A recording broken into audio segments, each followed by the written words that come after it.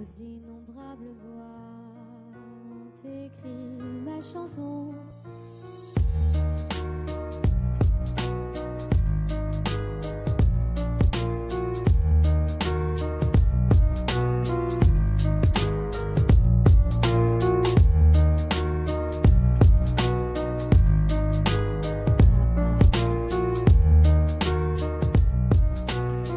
Καλησπέρα φίλοι και γνωστοί, σε ένα ακόμα ακατονόμαστο podcast. Είμαστε εδώ με τον φίλο μου τον Ρονίδα. Με τον φίλο του το Μιλτιάδη. Ένα ακόμα Σάββατο.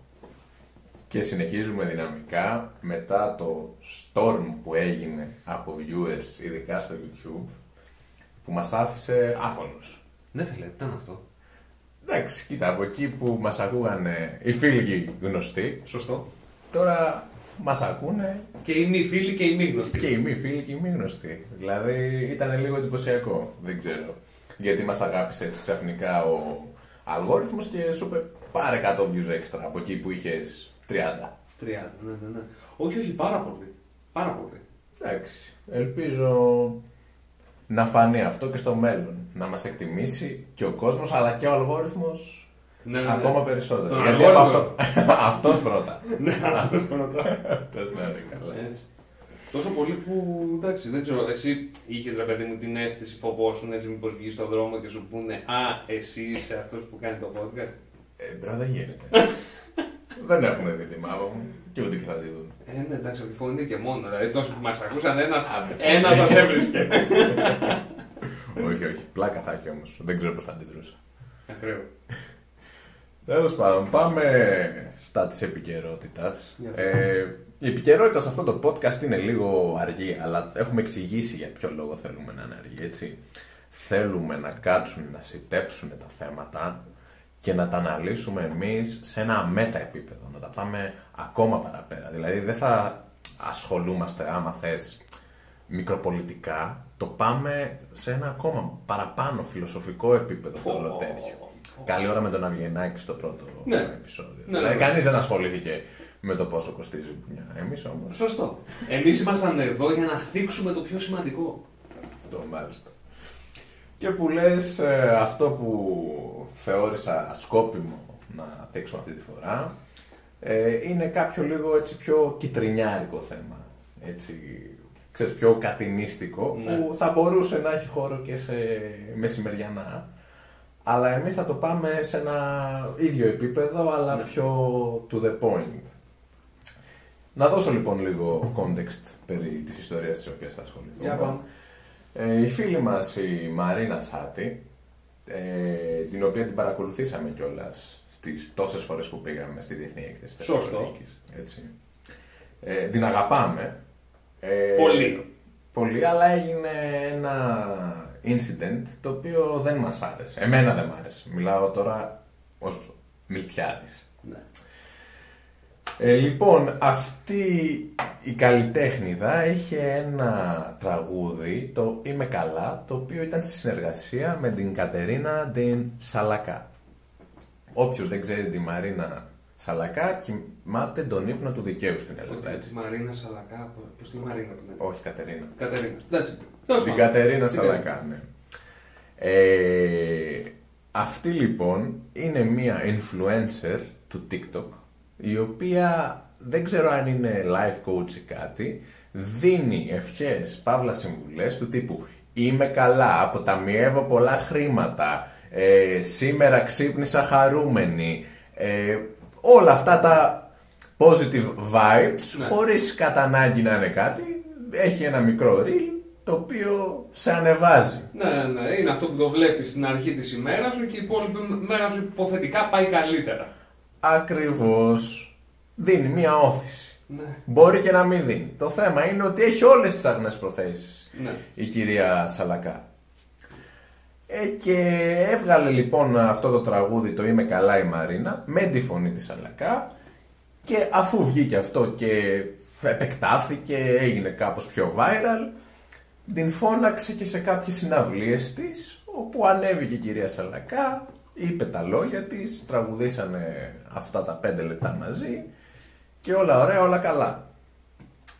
πήρανε και οι δύο, ας πούμε, ένα boost γύρω από αυτό. Σίγουρα. Κάτω τώρα Μαρίνα δεν ξέρω πόσο boost πήρε, αλλά τέλος πάντων ναι.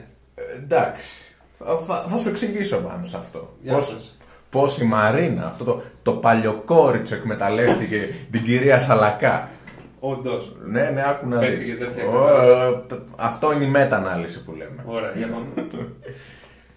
Στο Λυκαβητό λοιπόν, ενώ είχαν εμφανιστεί 1-2 φορές μαζί στη σκηνή, η κυρία Σαλακά έκανε ένα live ή ένα story, ανέβασε τέλος πάντων, που ισχυρίστηκε ότι η συνεργάτιδά της Μαρίνα και το επιτελείο της δεν την αφήσανε στη μεγάλη συναυλία στην Αθήνα στο Λυκαβητό να ανέβει στη σκηνή.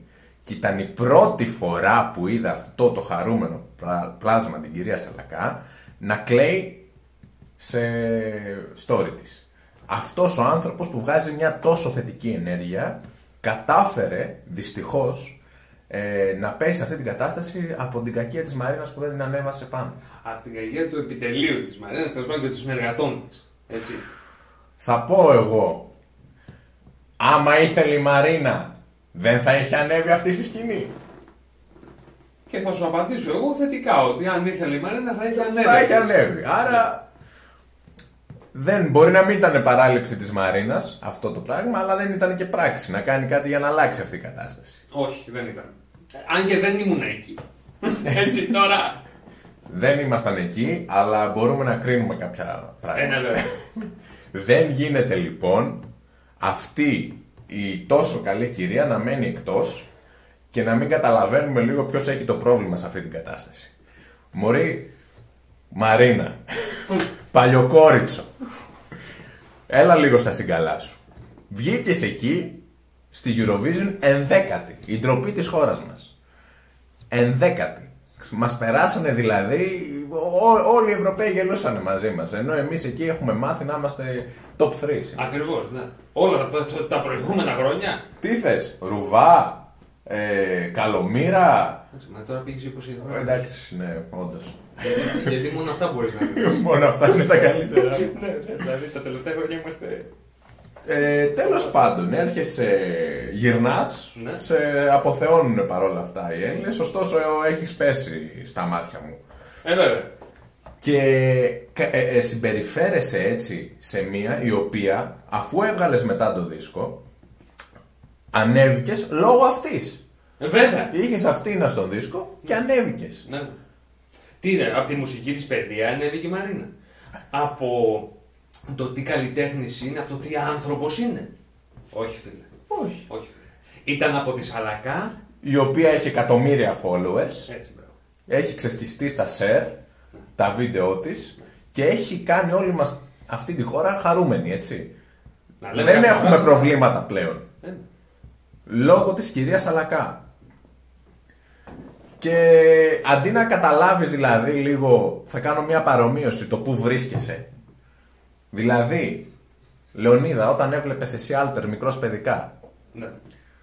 τι έβλεπες? Έβλεπες το Μαρσουπιλαμί, το One Piece και στο ενδιάμεσο. Είχε κάτι Digimon, κάτι τέτοια. Ωραία. Ναι, και τι, πολύ ωραία ήταν, όλα τα ήταν πολύ ωραία. Αλλά στο ενδιάμεσο Ναι. και στα διαλύματα, τι έπαιζε, θυμάσαι? Όχι, ναι. Τα ζουζούνια. Ναι. Τα ζουζούνια και όχι, το μήλο είναι μπλε και το. Ήταν 2 και 3 Ινδιάνοι. Αυτά εδώ. Λοιπόν, υπήρχαν εννοείται κάποια βλαμμένα παιδιά που ακούγαν αυτά, βλέπανε το παιδικό εννοείται, και ακούγαν όμως και τα ζουζούνια και χορεύανε μπροστά στην τηλεόραση. Ξέρω τέτοιους ανθρώπους. Ξέρεις. Αλλά οι περισσότεροι τι κάναμε? Φεύγαμε. Ήταν η ώρα που θα πήγαινες στην τουαλέτα, θα πήγαινες να βάλεις πρωινό και επανερχόσουν μετά από 10 λεπτά για να δεις τα Digimon. Λοιπόν, η κυρία Σαλακά είναι το Μαρσουπιλαμί, τα Digimon, το One Piece στην ελληνική πραγματικότητα και στον ελληνικό δημόσιο λόγο, και η Μαρίνα Σάτι ήταν τα ζουζούνια. Ακριβώς η ίδια μουσική που απλά τα ακούμε και κουνιόμαστε λίγο έτσι να ευθυμίσουμε στο ενδιάμεσο από το κάτι καλύτερο. Μάλιστα. Κατάλαβες? Και αντί να εκτιμήσει αυτό το πράγμα που της προσέφερε η κυρία Σαλακά, την έφερε στο ίδιο επίπεδο, έτσι, τη συμπεριφέρθηκε με αυτόν τον τρόπο. Ντροπή. Εγώ θα πω ντροπή, Μιλτιάδη. Είναι αυτή η κατάσταση στην οποία ένας άνθρωπος δεν αναγνωρίζει τι τον έκανε να φτάσει στο σημείο που βρίσκεται σήμερα. Δικαίως τη λέω παλιοκόριτσο. Όχι απλά δικαίως. Και πολύ ελαφρύ. Και θα πω ότι χρησιμοποιείς πολύ ελαφρύ χαρακτηρισμό. Ναι. Είναι ξεκάθαρη η κατάσταση νομίζω. Αν και ένθερμος υποστηρικτής της Μαρίνας Σάτι, δεν μπορώ παρά να διαφωνήσω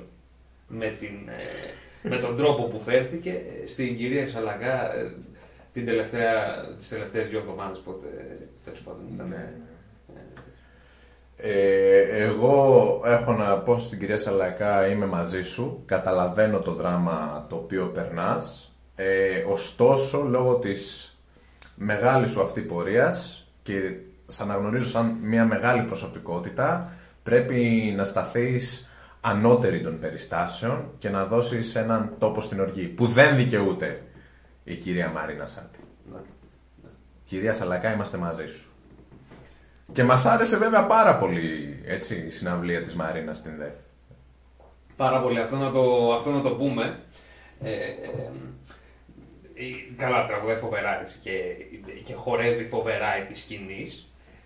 Εγώ βέβαια έχασα μια πολύ καλή της μια πολύ καλή της έτσι, χορευτική δεξιότητα, διότι είχα αγοράσει κάτι σουβλάκι από την καντίνα εκεί πέρα δίπλα και έτρωγα την ώρα της παράστασης, και τώρα που λέω για σουβλάκια τέλος πάντων, έχω και μια ιστορία πάνω σε αυτό. Εν τω μεταξύ, παρένθεση, τα σουβλάκια της έκθεσης, να πούμε, πρέπει να δώσεις ένα νεφρό για να φας. Καλά, ναι. Καλά, ναι. Και εγώ πήρα ένα επειδή δεν πού να τρέξει τώρα. Και άμα έβγαινα δεν ξέρω αν μπορούσα να ξαναμπω. Δεν νομίζω. Όχι, δύσκολο. Τέλος πάντων.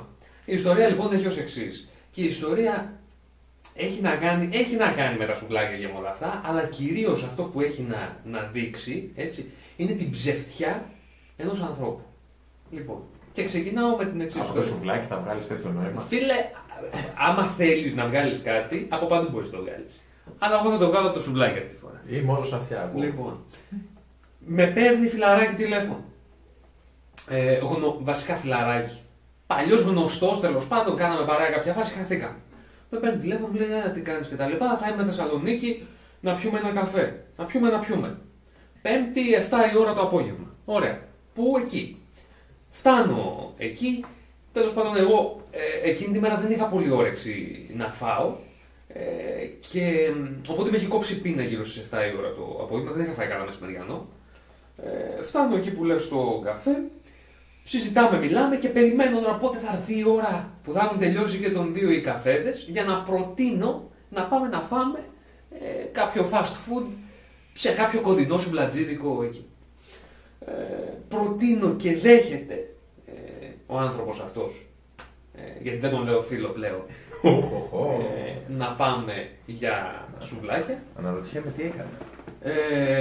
Και την ώρα που περπατάμε προς τα εκεί, δεν ξέρω, σίγουρα σου έχουν τύχει τέτοιες συζητήσεις και σε ένα μιλιάδι που ξεκινάς, ρε παιδί μου, είναι αυτό που λες κάποιες ιστορίες από φαγητά που έχεις φάει, έτσι, για να εντυπωσιάσεις και λίγο τον άλλον. Δηλαδή τύπου, λες έχω φάει εγώ ένα μπέργκερ, ωραία, το οποίο ήταν τρύπατο, είχε, ξέρω εγώ, ψωμάκι κάτω, μπιφτέκι, 10 κασέρια, ξανά ψωμάκι, μπιφτέκι από πάνω σου κτλ. Και μ' αρχίζει κάτι τέτοιες ιστορίες. Λέω, μαλάκα, δυνατός παίκτης. Λέω, είναι. Κατάλαβα, δηλαδή, δεν είναι τίποτα που θα φάει, ρε παιδί μου, μια φέτα σαλάμι και θα πέσει κάτω. Ξέρεις, τρώει καλά. Αλλά αυτά που σου έχει πει, λες, για να περπατάει ακόμα και να μην έχουν φράξει οι αρτηρίες, είναι ο Ρονάλντο του φαγητού. Πολύ σωστά. Πολύ σωστά. Λοιπόν, οπότε και φτάνουμε τέλος πάντων στο σουβλατζίδικο, μετά που και αυτός έχει πει, έχω πει και εγώ. Δηλαδή, έχουμε προετοιμάσει μια κατάσταση στην οποία χωρίς να έχουμε συμφωνήσει, αλλά έχοντας μιλήσει για τέτοια πράγματα, θα πας και θα πάρεις κάτι στο σουβλατζίδικο αυτό το οποίο να αναδεικνύει τις ιστορίες που έχεις πει. Ότι είσαι παίκτης. Ότι είσαι παίκτης. Ναι. Λοιπόν, πάω και παραγγέλνω εγώ λοιπόν πρώτος ένα μπέργκερ το οποίο το πλήρωσα και λίγο ακριβά κοντά στην ώρα, δηλαδή γύρω στα 14-15 ευρώ. Συνολικά και ήταν ένα τεράστιο μπέργκερ. Προφανώς δεν το έφαγα όλα, αλλά δεν έχει αυτό σημασία. Σημασία έχει το ότι το παραγγέλνεις. Δηλαδή είσαι αυτής της τάξης άνθρωπος. Και πώς μου έρχεται πίσω στο τραπέζι. Κάνει λίγη ώρα παραπάνω. Δηλαδή, εγώ έχω ξεκινήσει ήδη, τρώγα μια πατατούλα, τρώγα ένα τέτοιο. Και μου έρχεται, πώς μου έρχεται πίσω στο τραπέζι Μιλτιάδη, με ένα σαντουιτσάκι, το οποίο ρε παιδί μου, άμα το πατούσες με το δάχτυλο, μπορεί να έχει και κενά ενδιάμεσα. Δηλαδή, ήταν πίτα και να έχει και κενά ενδιάμεσα. Για το Θεό. Ναι. Τι πήρες, εμένα. Και τι μ' απαντάει. Τι μ' απαντάει. Να κάτσω. Κάτσε εσύ. Μ' απαντάει, φίλε, σάντουιτς, σουβλάκι κοτομπέικον. Ρε άντε και γαμίσου. Ρε άντε και γαμίσου. Ρε είστε ψεύτες. Είστε ψεύτες. Γιατί ρε φίλε, εντάξει. Είστε ψεύτες. Νόστιμο δεν είναι. Δεν έχει να κάνει αυτό. Δεν έχει να κάνει το πόσο νόστιμο είναι κάτι. Από εκεί καταλαβαίνεις το ποιόν ενός ανθρώπου. Από το γεγονός δηλαδή το ότι δεν πήρε παχυντικό κρέας και θέλησε σήμερα να είναι λίγο πιο ελαφρύ. Όχι. Γιατί θα μπορούσε να πει, ξέρεις, εγώ σήμερα δεν. Θέλω να το παίξω λίγο πιο. Ξέρεις, και να μου πάρεις ένα μπουτάκι κοτόπουλο, ένα κοτόγυρο, κάτι. Το σουβλάκι κοτομπέικον είναι παραπλανητικό, φίλε. Γιατί σου λέει, θα τρώμε κοτόπουλο, αλλά θα το τυλίξω με χοιρινό γύρω-γύρω. Θα είναι σαν να τρώμε όμως χοιρινό. Ναι. Δηλαδή εθελοτυφλούν αυτοί οι άνθρωποι. Είναι ψεύτες. Δεν θέλουν να δουν την πραγματικότητα με τα μάτια. Δεν θέλουν να δουν την πραγματικότητα με τα μάτια. Λένε ψέματα στον ίδιο και στον εαυτό, φίλε. Έτσι. Εγώ είμαι αυτής της λογικής λοιπόν. Και μετά από αυτό πραγματικά δεν ξέρω αν θα. Δηλαδή, αν μου ξαναπεί για καφέ ή φαγητό ή κάτι τέτοιο, ενδεχομένως να μην πάω. Θα το σκεφτείς Θα το σκεφτώ δύο φορές. Γιατί αν εκεί ήταν τόσο ψεύτης και είναι με τον εαυτό του τόσο ψεύτης, πόσο ψεύτης δηλαδή είναι με μένα. Zero trust. Zero trust. Δεν εμπιστεύεσαι σε τέτοιους ανθρώπους.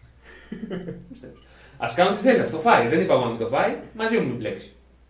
Δηλαδή δεν.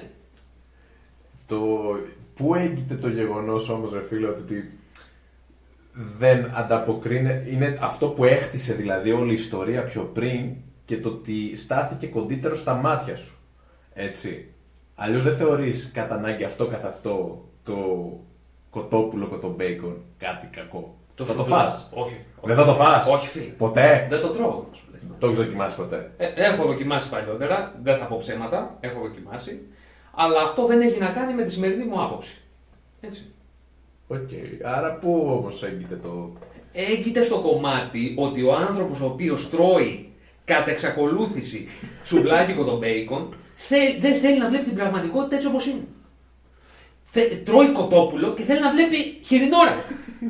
Κατ' εξακολούθηση το περιγράφει λες και έχει κάνει. Μα είναι έγκλημα, είναι έγκλημα. Είναι έγκλημα, Μιλτιάδη. Είναι έγκλημα. Εντάξει. Too strong opinion για μένα. Εντάξει, όλα με μία δόση. Δεν κρατιόμαστε από αυτή την άποψη, λες και είναι μοναδική, αλλά. Αλλά το ακούω, ναι, το ότι επιδιώκει μια μεσοβέζικη λύση τη στιγμή που πρέπει να εξηγηθεί.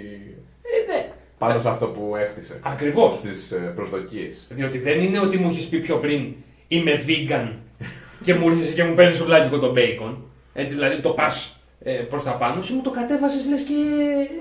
Δεν ξέρω. Άμα σου λέγε είμαι vegan τελικά, άμα έπαιρνε vegan μπιφτέκι, ενώ σου έχει χτίσει όλη την ιστορία με τα μπέργκερ, θα σε πείραζε εκεί. Εντάξει, τι να πω τώρα. Θα έπρεπε να γίνει για να έχω άποψη τώρα πάνω σε αυτό. Δεν έχω αυτή τη στιγμή κάποιο strong opinion έτσι που λες να το εκφράσω για αυτό το πράγμα. Τι να πω. Και να μου λέγει είμαι τελικά vegan, έγινα τελικά vegan μετά από όλα αυτά. Τι να, πώς να μου το πει αυτό. Εντάξει, όχι θα πήγαινε τελείως αλλά. Ναι, δηλαδή τώρα εντάξει. Οκ, το ακούω. Δηλαδή εκεί δεν θα ήταν απλά κοροϊδία. Εκεί θα ήταν σε πλέον. Νομίζω ότι είμαι ανώτερός. Καταλάβει δηλαδή. Και με το σουβλάκι τον μπέικον, εγώ αυτό αισθάνθηκα. Σαν να μου λέει ο άλλος, ρε φίλε, εγώ δεν είμαι πιο είμαι ξεχωριστός. Όχι ρε, πάρε ένα μεγάλο τέτοιο. Να στάζει το λίπος.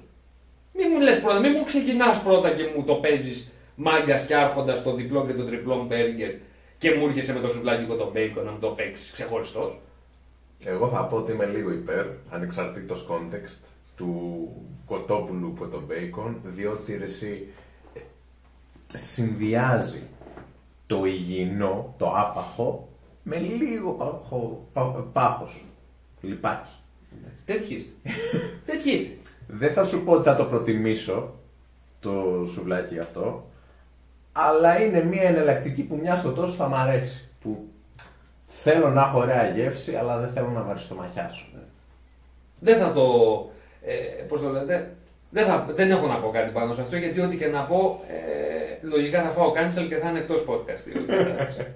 Έτσι. Θα το συζητήσουμε εκτός podcast αυτό το πράγμα, γιατί έχω στο μυαλό μου εγώ ανθρώπους που λένε τέτοια πράγματα και δεν θα το φάμε το cancel χθες. Όχι. Τζατζικάκι όμως βάζεις? Τζατζικάκι, κοίτα, έχει να κάνει ανάλογα με το κρέας το οποίο τρώω. Δηλαδή δεν θα βάλω στο γύρο, εγώ προσωπικά, θα βάλω ας πούμε σε τίποτα σουτζουκάκι που να βάλω. Σκορδάτο, έτσι. Ναι. Μετά, όμως αποφεύγεις φιλιά τα πάντα. Κλείνεσαι μόνο στο δωμάτιό σου, φαντάζομαι. Είναι ανάλογα το πόσο έχεις φάει κιόλας. Αλλά ναι, κατά βάση. Καλά είναι να το αποφύγεις. Καλό είναι, ναι. Και πολύ ωραία λοιπόν να πάω στο επόμενο μας θέμα. Το οποίο είναι, ρε παιδιά, θα το θέσω γενικά, η αστική ευγένεια και το ότι πρέπει σε κάποια context να χαιρετιόμαστε φιλιώντας ο ένας τον άλλον σταυρωτά. Ρε παιδιά, αυτό πώς καθιερώθηκε? Δηλαδή, και θα μιλήσω με παράδειγμα. Ωραία, άμα έχεις φάει σκόρδο ή έχεις φάει κάτι έντονο, πρέπει να το αποφύγεις. Ξεκινάμε από αυτό. Ή μετά, ας πούμε, πρέπει να χαιρετήσεις κάποιους ανθρώπους, αυτό είναι το πιο σύνηθες, που τους ξέρεις, αλλά δεν τους ξέρεις και πάρα πολύ. Και έρχεσαι σε μια φάση που μπερδεύεσαι για το αν πρέπει να φιληθείτε σταυρωτά ή όχι. Τέλειο. Τι τέλειο. Τι τέλειο. Είναι η χαρά του κοινωνικού άγχους αυτό το πράγμα. Γι' αυτό είναι τέλειο. Άμα δεν έχεις κοινωνικό άγχος. Όλοι νομίζω αποκτούν με αυτό λίγο κοινωνικό άγχος. Και εντάξει, αυτό συνήθως μεταξύ ανδρών δεν παίζει. Αλλά εκεί που είναι παρεξηγήσιμα τα πράγματα, λοιπόν, εκεί που το θέλουν συνήθως, που συμβαίνει, είναι με τις γυναίκες, άντρας γυναίκα φιλιούνται και οι γυναίκες τελείως ελεύθερα μεταξύ τους, δεν έχουν τέτοιο άγχος. Αλλά ως άντρας έχεις λίγο το άγχος, ρε φίλε, μην φιληθούμε σταυρωτά και πάμε όλοι από την ίδια πλευρά και εν τέλει φασωθούμε και φασώσω την κόμενα του φίλου μου και μετά δεν με ξεπλένει τέτοιο τίποτα και παρόλα αυτά δεν φταίω σε τίποτα. Πρέπει κάπως να είναι ξεκάθαρο το πού πάει ο καθένας. Δηλαδή να πηγαίνουμε ξεκάθαρα προς τα δεξιά και προς τα αριστερά, ώστε να μην υπάρχει κανένα τέτοιο ζήτημα. Ωστόσο εγώ θα πω ότι δεν έχει κάποιο νόημα όλο αυτό. Καλύτερα είναι να το κόψουμε τελείως, διότι με αυτόν τον τρόπο δεν μας βγαίνει καθόλου. Δεν ξέρω, εγώ κάθε φορά το έχω στο κεφάλι μου. Το ότι τώρα πρέπει να φιληθούμε σταυρωτά. Και υπάρχουν και χώρες, φίλε, που το κάνουν στην Ανατολή 3 φορές. Ανταλλάσσουν 3 φιλιά έτσι. Το έχουν κάνει έξτρα δύσκολο για τους ανθρώπους. Ως άντρας λοιπόν αντιμετωπίζω αυτό το πρόβλημα που μπορεί κάποια να με θεωρεί ότι τον ξέρω αρκετά καλά, φιλιόμαστε σταυρωτά και άμα δεν το κάνεις και απομακρυνθείς κατά κάποιο τρόπο φαίνεσαι περίεργος, άμα δώσεις ας πούμε χειραψία. Ναι, δεν κατάλαβα. Να χαιρετιόμαστε όλοι με χειραψίες. Γιατί ρε μαλάκα, πού είμαστε ρε φίλε, να χαιρετιόμαστε με χειραψίες? Ρε Μιλιάδη, το φίλι, έτσι, που δεν είναι φίλοι κατά κύριο λόγο, δηλαδή δεν κάνεις έτσι να αφήσεις και λίγο σαλάκι. Ναι, εν τέλει το μόνο που γίνεται είναι να κουμπιούνται τα μάγουλα μεταξύ τους. Ακριβώς. Γιατί πρέπει να το κάνουμε αυτό? Γιατί φέρνει τους ανθρώπους πιο κοντά. Έτσι. Ή μιλάς αλλιώς σε μία περίσταση, ρε παιδί μου, εφόσον έχεις φιληθεί σταυρωτά στο μάγουλο, έτσι, και αλλιώς ενώ έχεις κάνει χειραψία. Η χειραψία είναι απρόσωπη. Είναι κάτι πολύ μακρινό. Εμείς, ως ένας λαός, ο οποίος είμαστε πιο ζεστός, αυτό είναι ένα κομμάτι του λόγου που είμαστε πιο ζεστοί σαν άνθρωποι.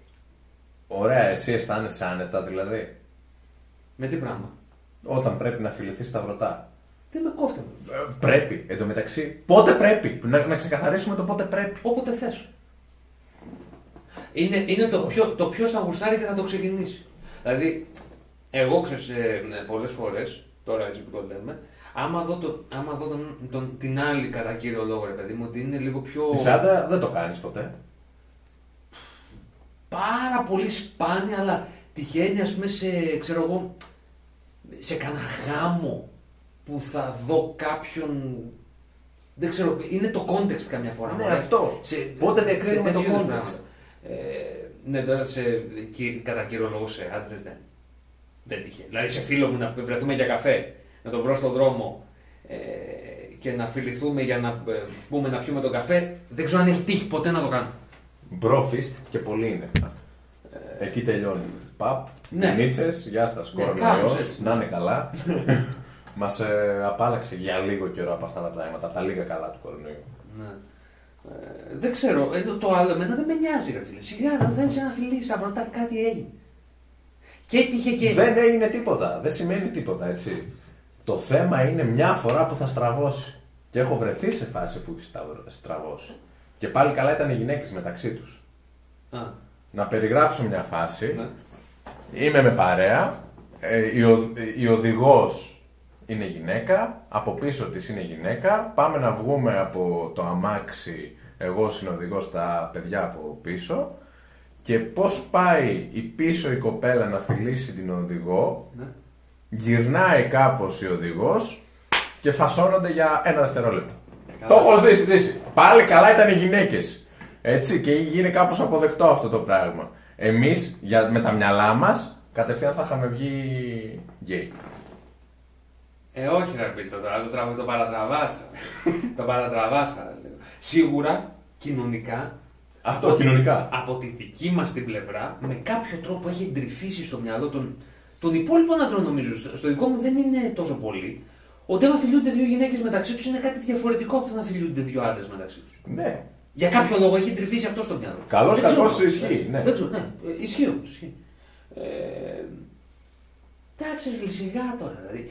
Και πες ότι είναι μια κοπέλα και μπερδεύεσαι και δίνεις ένα φιλί πεταχτό, ας πούμε, γιατί πεταχτό θα είναι. Δεν θα το δώσεις και να συνεχίσεις εσύ να τη φασώνεις κανένα 2 ώρο. Φασώνεις έτσι πεταχτά για 1 μιλισεκόντ ναι. την κοπέλα του φίλου σου. Δεν θα είναι μετά όλο awkward. Έλα μωρέ, με σιγά. Ρε φίλε, κατά λάθος είναι. Κατά λάθος. Δεν είναι ότι πήγα. Κατά λάθος είναι. Γι' αυτό συζητάμε. Όχι. Δεν είναι. Σιγά. Το κατά λάθος αυτό είναι που με αγχώνει. Δεν έγινε κάτι, ρε φίλε. Εντάξει. Δεν έγινε κάτι. Από τη δική μου την πλευρά, όπως το βλέπω εγώ. Και άμα είναι κατά λάθος, τώρα εντάξει, άμα την πάρει ο άλλος και την πάρει, έχω ένα φίλο τώρα και την πάρει την άλλη και την πιάζει από το μαλλί και τη φασώνει, δηλαδή, οκ. Ναι, αλλά λέμε αυτό το κόνσεπτ. Αυτό το κόνσεπτ σιγά τι έγινε. Εντάξει. Θα δημιουργήσει μια μηχανία μετά. Αυτό έγινε. Δεν σου λέω ότι κάτι έγινε. Προφανώς. Δεν έγινε τίποτα. Είναι στο χέρι σου να μην δημιουργήσει. Δεν κατάλαβα, σιγά. Τέλος πάντων, να θέσω εγώ μια βάση. Λοιπόν, παιδιά, θα πηγαίνουμε από εδώ και πέρα να κουμπάμε τα μάγουλά μας. Από εδώ και πέρα για να είναι ξεκάθαρο σε όλη την ελληνική κοινωνία πώς θα λειτουργεί αυτό και από εδώ και πέρα. Θα πηγαίνουμε όλοι με κατεύθυνση προς τα δεξιά. Θα κουμπάμε τα αριστερά μας μάγουλα μία φορά. Θα πηγαίνουμε λίγο πίσω και μετά θα πηγαίνουμε προς τα αριστερά να κουμπάμε τα δεξιά μας μάγουλα. Και θα απομακρυνόμαστε. Ώστε να είναι ξεκάθαρο και να μην έχουμε κανένα τέτοιο πρόβλημα στο μέλλον κοινωνικού άγχους. Τι λες, Λεωνίδα, τα λέω καλά? Κοίτα, είναι μια λύση σίγουρα. Αν όλοι πηγαίνουμε στα δεξιά, λογικά δεν θα βρεθούμε. Ναι. Αυτό. Εντάξει, εγώ άμα με έπαιρνες αριστερά θα πήγαινα. Για άλλους λόγους. Δεν είναι αυτό το ζήτημα. Ναι. Συμφωνούμε λοιπόν. Ναι, εντάξει, οκ, μπορούμε να πηγαίνουμε όλοι. Όχι, θα συμφωνήσουν όλοι οι υπόλοιποι. Πάλι το ίδιο κοινωνικό άγχος θα έχεις αν έχεις. Αλλά ναι. Μια χαρά λοιπόν. Έλα πω, σιγά. Τι. Το πολύ πολύ. Δώσε και ένα πεταχτό φυλάκι, ξέρω εγώ, και κάτι έγινε τώρα. Λοιπόν, εφόσον βρήκε και τη λύση τώρα για το κοινωνικό του άγχος ο Μίλτος, να πω εγώ ότι είστε ελεύθεροι προφανώς στα σχόλια να προτείνετε δικές σας λύσεις για το κοινωνικό άγχος του Μιλτιάδη. Και το δικό σας είμαι σίγουρος ότι πάρα πολύ το έχετε και δεν το ομολογείτε. Απλά εγώ βρήκα το θάρρος της γνώμης μου. Δεν το πιστεύω εγώ αυτό. Νομίζω ότι είναι ένα δικό σου κοινωνικό άγχος αυτό. Ναι, έχετε να προτείνετε και στο Μίλτο και να μου πείτε και να μου πείτε και αν τρώτε σουβλάκι κοντομπέικον. Για να ξέρω ποιοι από εσάς είστε τέτοιοι.